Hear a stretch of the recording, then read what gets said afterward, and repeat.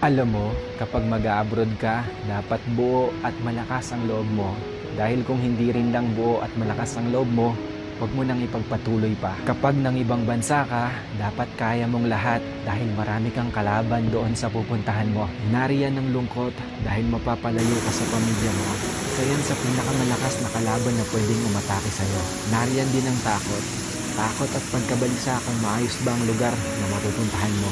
Maaari ka ring panghinaan ng loob dahil tanging sarili mo lang ang tutulong sa'yo sa oras ng pangangailangan mo. Pwede ka ding ma-depress dahil sa sobrang daming problema na darating sa'yo at lalo na hindi mo pa kasama ang pamilya mo sa tabi mo. Pagkawalan ng pag-asa na makakamit mo pa ba ang pangarap mo dahil kulang pa ang panggastos mo kaysa sa sinasahod mo. At marami pang iba. Ilan lang yan sa maaari mong maranasan kapag nang ibang bansa ka.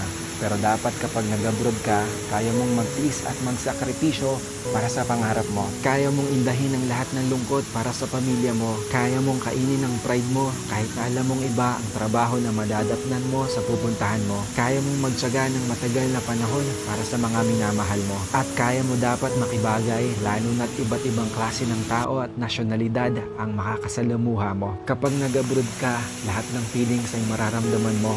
Minsan nga tutulo na lang yung luha mo nang hindi mo namamalayan. Pero isipin mo na pansamantala lang ito.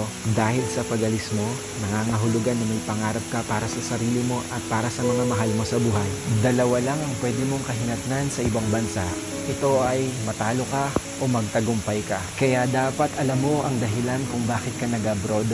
Hindi yung sinubukan mo lang dahil kung may dahilan ka, mas malaki ang tsansa na magtagumpay ka. Ang salitang abroad, masarap pakinggan lalo na sa mga taong hindi pa nakakaranas nito dahil ang nasa isip nila ay kapag nasa ibang bansa ka ay mapera ka o parang tumatay ka ng pera. Hindi porkit nag-abroad ay mapera na.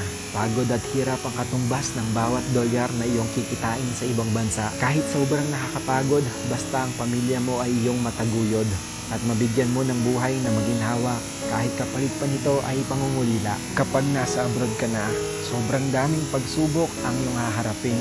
Kaya dapat tibayan at lakasan mo ang loob mo. At isipin mo kung sino-sino ba ang mga inspirasyon mo kung bakit ka ng ibang bansa. Piliin mo ang mga taong pakikisamahan mo. Yung mga tao na magtuturo sa'yo kung paano maging mabuting tao. At higit sa lahat, huwag mong isipin na mag-isa ka at huwag kang matakot dahil kasama mo palagi ang Diyos. Kayang-kaya mo yan. Kinaya nga ng iba eh. Ikaw pa ba?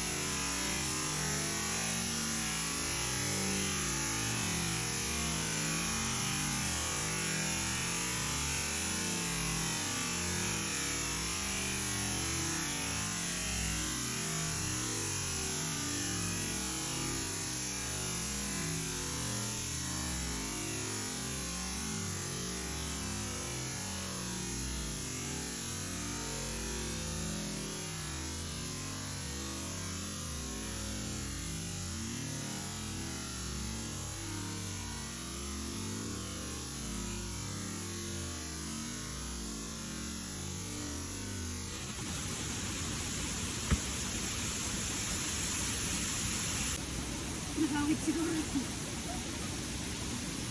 Bakit ang morning na yun?